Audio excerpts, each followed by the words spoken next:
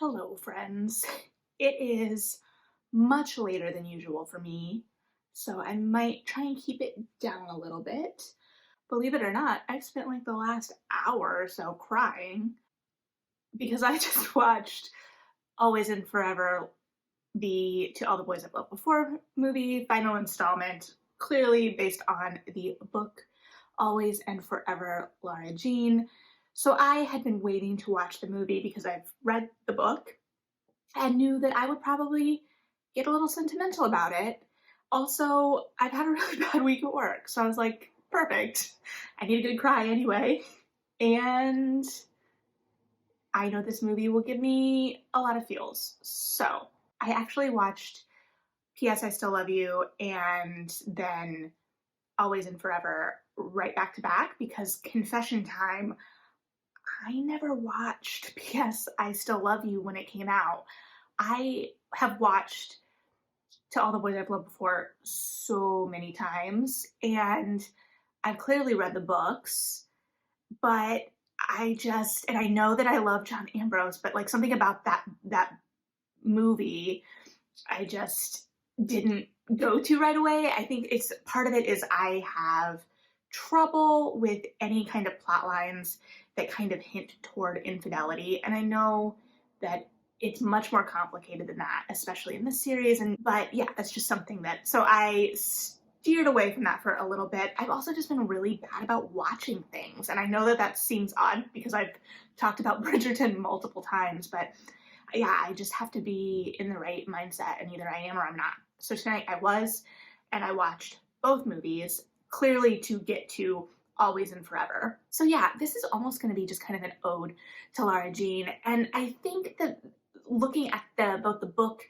and the movie, again, there's clearly differences between the two. I haven't read the book in a bit, but obviously with things like Stormy and that plot line not coming into play, which I was not upset about having to have that cry, don't worry.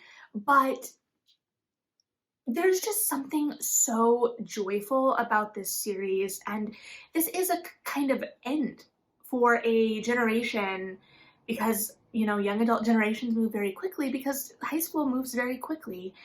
And so there's just a lot to unpack. I will say that it gave us a much better prom than the kind of high school trilogy of my generation, which was High School Musical. It was High School Musical. I was much too old for it, but I was still a senior in high school in the movie theater the year High School Musical 3 came out, and I cried a little bit because I was a senior and they were seniors, and it was a little, when you're a senior, you have a lot of feelings and a lot of choices. And I think, anyway, that's kind of what I found at the heart of this. Clearly, it's about navigating both yourself and a strong relationship through a great transition. But I think that the strength of this series is that the romance is so central, and all three movies have the kind of arc of Lara Jean and Peter that we kind of expect.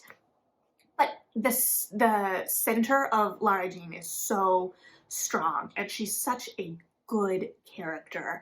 And I love that she gets to be so bright and open while still having her insecurities. She doesn't do everything right, but she tries, and she gets to be messy and hopeful at the same time.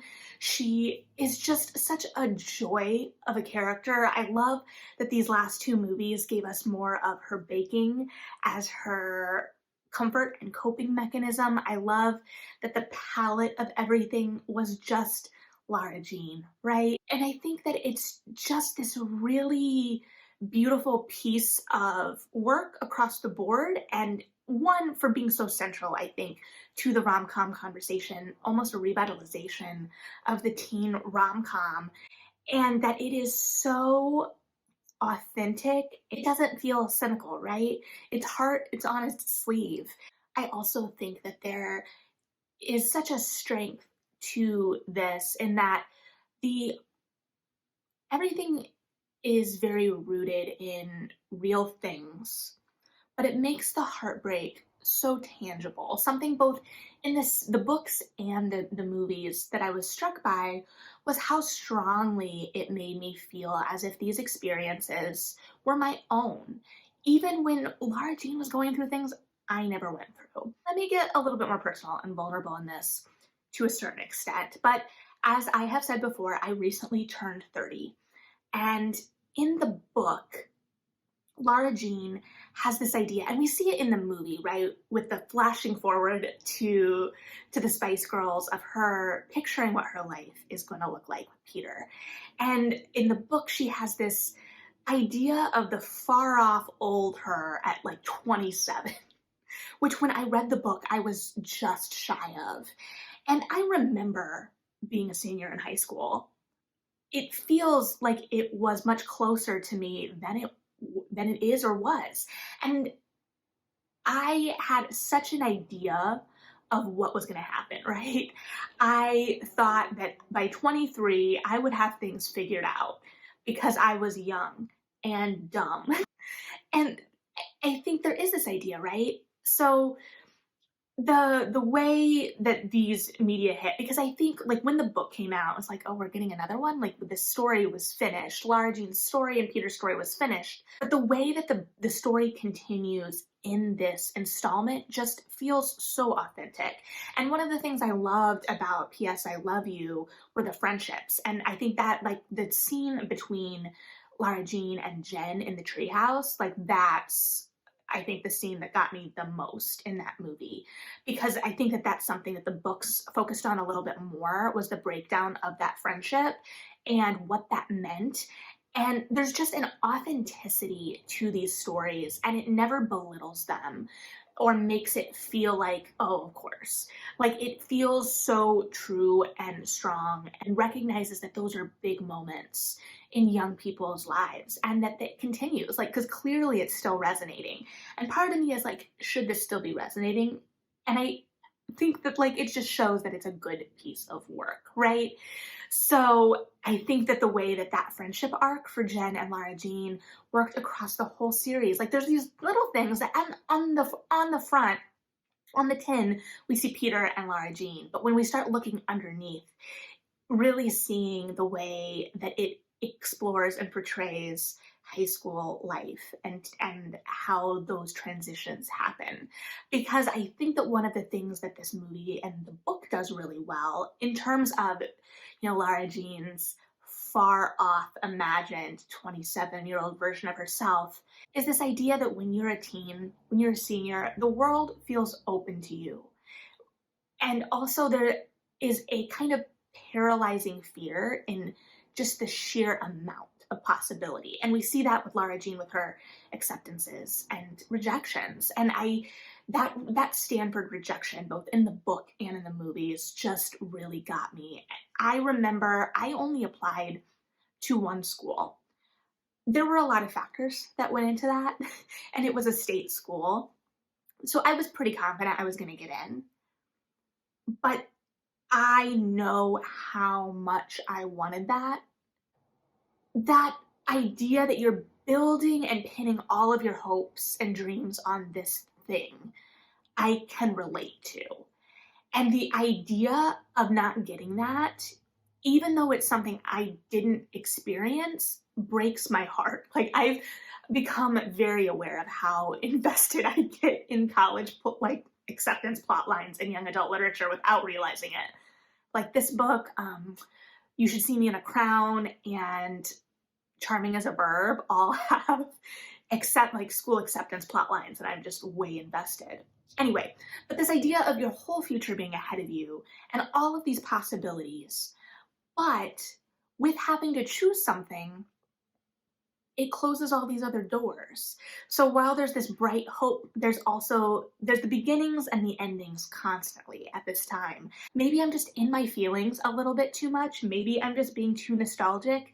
Maybe I'm thinking of the paths that I didn't take. I don't know. But that resonated with me still. And I think it is just a lovely way of exploring things. I think that all of these characters were very true. Even, in Peter's disappointment, we felt that, but I loved that it really centered, Lara Jean's struggle there.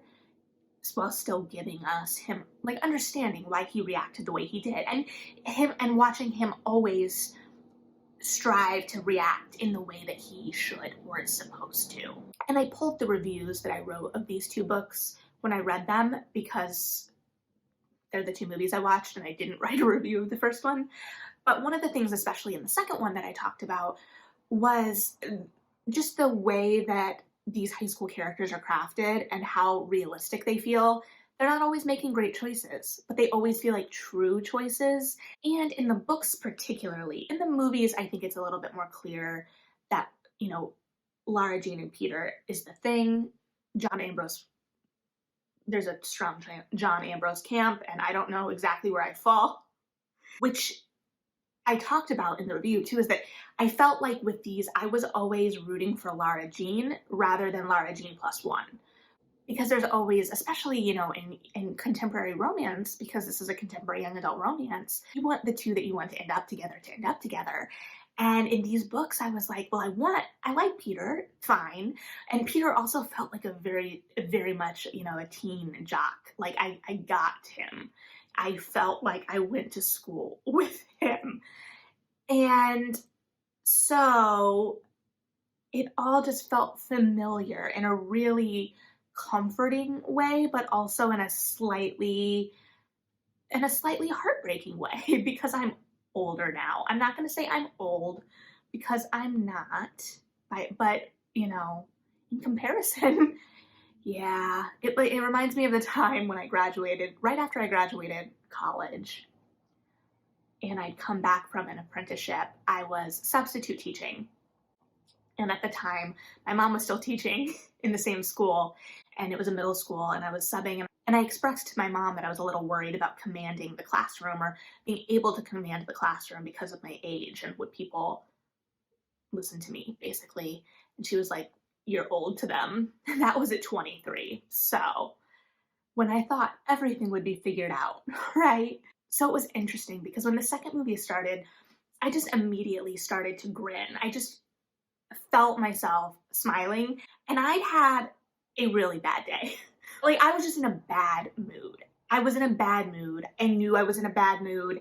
I didn't want to be told not to be in a bad mood, right? Like the toxic positivity of, like, just put positive energy out into the universe. Like, no, sometimes you just need to be in a bad mood. I was in a bad mood. I put on this movie and I was immediately smiling.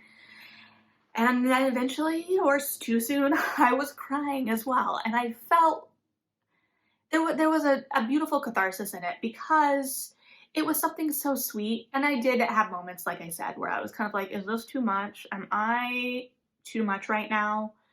Am I that adult getting way too emotionally invested in teen rom-coms? And I don't know, I think there's something special about these. And it's interesting, because I was kind of putting them mentally in my, like, against what I enjoyed when I was a teen, or what was coming out when I was a teen. And it does this, like I said, it doesn't feel as cynical. It feels brighter. It feels more optimistic throughout. It has this tone of, we're gonna baseline believe in Lara Jean's belief in love, right? And it just feels of the age that it's at. So I guess, I don't want to just read, but I might just read. I have the review that I wrote for Always and Forever Lara Jean after I read the book, and it still feels true to me. So keep in mind, this was years ago. I have been graduated from high school for almost 8 years. I am just shy of Lara Jean's imagined far-off 27. I'm not really sure how I got here. After all, as Lara Jean says, the growing up sneaks up on you. And I was so anxious to be out of high school at the time. But like Lara Jean, I still recognized that this was the end. I worked on quote books of memories from my friends for weeks. I savored every moment. Ginny Han made me feel like it was just yesterday. She made me feel the ache of choices I never had to make. I didn't have a high school boyfriend and relationship to navigate through a transition. I only applied and thankfully got into one school. Lara Jean is already living more life. I am sure gonna miss her. And I think that's kind of what's at the heart of all of these books and movies and Lara Jean as a character is this fear, right? Lara Jean writes out these letters and then she puts them away. And she's not going to ever send them. And her sister, circumstances, her sister, take that choice out of her hands. So we get to see her again and again have to like fight this fear of the unknown and come out on the other side more vulnerable, maybe a little hurt or broken, but also victorious. And to a certain extent, sure, maybe I am analyzing my own life and choices through that lens of maybe I should have been more like Lara Jean in certain moments. But I think that having this character in the world and having her be so unapologetic and so open, and like I said, she makes mistakes, but she keeps striving. So yeah, I don't really know where I'm going with this, and I'm gonna try not to just babble on about nothing, but I'm really glad that we got this story, and I'm really glad that Lara Jean is out there for readers and viewers. I hope that she continues to inspire, and yeah, I'm gonna miss her.